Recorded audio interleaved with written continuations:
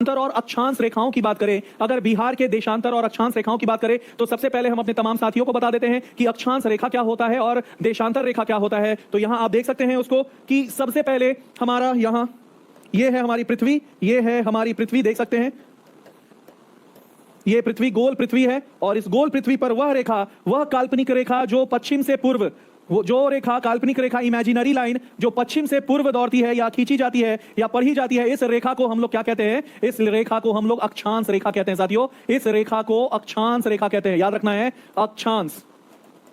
इस रेखा को हम लोग अक्षांश रेखा कहते हैं, क्लियर है। और इंग्लिश में इसे हम लोग लैटिट्यूड्स कहते हैं। क्या कह रहे हैं? इंग्लिश में इसे हम लोग लैटिट्यूड्स कहते हैं। अब देखिए, वह रेखा, वह मुख्य रेखा जो भारत को दो भागों में बांटती है, वह मुख्य अक्षांश रेखा जो भारत को दो भागों में बांटती है, इसे हम लोग विषुवत रेखा कहते हैं, विषुवत रेखा।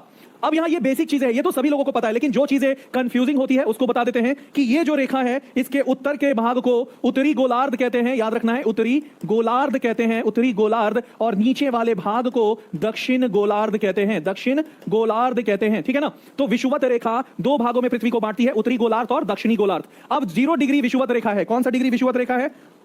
हमारा 0 डिग्री विषुवत रेखा है। 0 डिग्री के ऊपर 1 डिग्री नॉर्थ से शुरू होता है, उत्तर से, और 90 डिग्री, और 90 डिग्री याद रखना है, 90 डिग्री तक आपका अवस्थित होता है, 90 डिग्री तक ये होता है आपका अक्षांश। उसी तरह से दक्षिण में भी 1 डिग्री से लेकर के 1 डिग्री साउथ से लेकर के 90 डिग्री साउथ तक आपका अक्षांश होता है। तो कोई अगर आपसे पूछेगा कि कुल अक्षांश कितने होते हैं, यानी कि टोटल लैटिट्यूड कितना होता है, तो 181। कैसे भैया? तो उत्तर में 90 है, बीच में विषुवत रेखा 1 है, और ये 90 आपका दक्षिण में, तो ये दक्षिण में है आपका अक्षांश, ये आपका उत्तर अक्षांश है, और एक जो है आपका विषुवत रेखा है, विषुवत रेखा। तो कुल कितना हो गया? 181। तो अगर आपसे पूछा जाए कि कुल अक्षांश कितने हैं, टोटल लैटिट्यूड्स कितने हैं, टोटल लैटिट्यूड्स, तो याद रखना है टोटल लैटिट्यूड्स 181 होते हैं। लेकिन यहां क्वेश्चन में एक ट्विस्ट कर देता है और पीआरटी के क्वेश्चंस को थोड़ा घुमा देता है, पीआरटी के क्वेश्चन को थोड़ा घुमा देता है, और वो बोलता है कि नहीं भैया, हमको ये नहीं चाहिए कि कुल कितने अक्षांश हैं, वो ये पूछ देगा कि कुल कितने अक्षांश, कुल अक्षांश रेखा कितना है, कुल अक्षांश रेखा कितना है। तो याद रखिएगा, रेखा का मतलब होता है वो रेखा नहीं जो हीरोइन है, यहां लाइन का मतलब रेखा हुआ, और हमारे दो बिंदु हैं, जैसे ध्रुव, उत्तरी ध्रुव एक बिंदु है,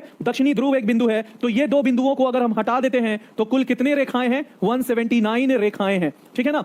तो एक बेसिक हमको इंफॉर्मेशन यहां ये मिला कि कुल अगर अक्षांश पूछा जाएगा तो 181, उत्तर में 90, दक्षिण में 90 और एक विषुवत रेखा, और अगर कुल अक्षांश रेखाएं पूछी जाएंगी तो आपका इसका जो जवाब हो जाएगा 181 माइनस 2। और ये 2 माइनस क्यों हुआ? क्योंकि आपका उत्तरी ध्रुव और दक्षिणी ध्रुव बिंदु है, ठीक है ना, तो बिंदु रेखाएं नहीं होती हैं, इसलिए 179। एक बहुत महत्वपूर्ण इंफॉर्मेशन कि दो अक्षांशों की बीच की जो दूरी होती है, हर दो अक्षांशों की बीच की दूरी वो एक समान होती है, लगभग 111 किलोमीटर, लगभग 111 किलोमीटर, याद रखिएगा। एग्जैक्ट अगर बात करते हैं तो 111.37, या कई किताबों में 111.32 लिखा रहता है, तो याद रखिएगा एग्जैक्ट आंकड़ा 111.37 किसी किताबों में लिखा रहता है, और किन्हीं किताबों में 111.32 रहता है, लेकिन इसे हम लोग लगभग लेते हैं 111 किलोमीटर, और जो कि सभी रेखाओं के बीच की दूरी जो है 111 किलोमीटर है। इसलिए अक्षांश को हम लोग, याद रखना, अक्षांश रेखा को क्या कहते हैं?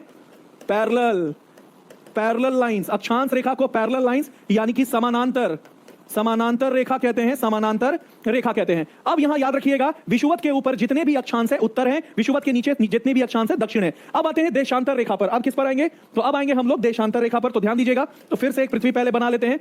अब वह काल्पनिक रेखा जो उत्तर से दक्षिण आती हो, वह काल्पनिक रेखा जो उत्तर से दक्षिण दौड़ती हो, उसे हम लोग देशांतर रेखा कहते हैं, याद रखना है। इसे हम लोग क्या कहते हैं? इसे हम लोग देशांतर कहते हैं। और याद रखना है कि जो दो भागों में पृथ्वी को बांटे, एक पश्चिमी भाग और एक पूर्वी भाग, वह देशांतर रेखा जो पृथ्वी को दो भागों में बांटे, उसे हम लोग मुख्य देशांतर रेखा कहते हैं। 0 डिग्री मुख्य देशांतर रेखा। तो जिस तरह से अक्षांश 0 डिग्री विषुवत कहलाता है, उसी तरह से 0 डिग्री को मुख्य देशांतर यानी कि प्राइम मेरिडियन के नाम से जानते हैं, प्राइम मेरिडियन के नाम से जानते हैं, याद रखिएगा, प्राइम मेरिडियन। अब यहां एक लॉजिक है। लॉजिक क्या है कि आपका जो पश्चिम में कुल अक्षांशों की जो देशांतरों की संख्या है वो कुल 180 है।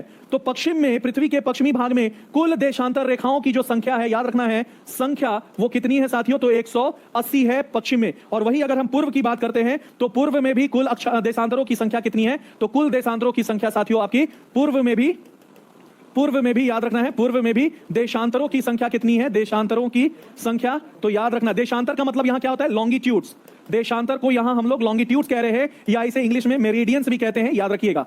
तो देशांतरों की संख्या कितनी है? 180 plus 180 which is equal to 360। तो अगर आपसे पूछा जाए कि कुल कितने देशांतर रेखाएं हैं, जी हाँ, 36 आएंगे, 36 जाएंगे, भूगोल में मार्क्स अंकेश सिंह दिलाएंगे। और जब तक आप छात्रों का हमारा साथ है भैया, हमें कोई भी तस से मस हिलाने वाला नहीं। और हमें पता है कि बहुत लोग मुझे देख रहे हैं, तो आप सभी लोगों को धन्यवाद कि आपने मुझे इस काबिल समझा कि आज मैं इस मुकाम पे हूं। तो आंखें जो है, आंसू जो है अब अंगारा बन गए हैं, और अंगारे जो है अब ज्ञान से निकल रहे हैं। तो मस्त पढ़ाएंगे, दिलकश पढ़ाएंगे, और ऐसा पढ़ाएंगे भैया कि 36 आएंगे, 36 जाएंगे, फिर भी किंग तो किंग अंकेश सिंह ही कहलाएंगे। जी हाँ, तो आप देख सकते हैं कि देशांतर रेखाओं की बात कर रहे थे। अब यहां एक सवाल आता है कि आखिर किस कारण से देशांतर रेखा और आपका अक्षांश रेखा महत्वपूर्ण है। तो बहुत लोग पूछते हैं कि सर आखिर हम लोग अक्षांश रेखाओं को और देशांतर रेखाओं को क्यों पढ़ते हैं। तो आप लोग एक शब्द सुने होंगे। सबसे पहले हम काल्पनिक रेखा जो पश्चिम से पूरब दौड़ती है उसे बना लेते हैं।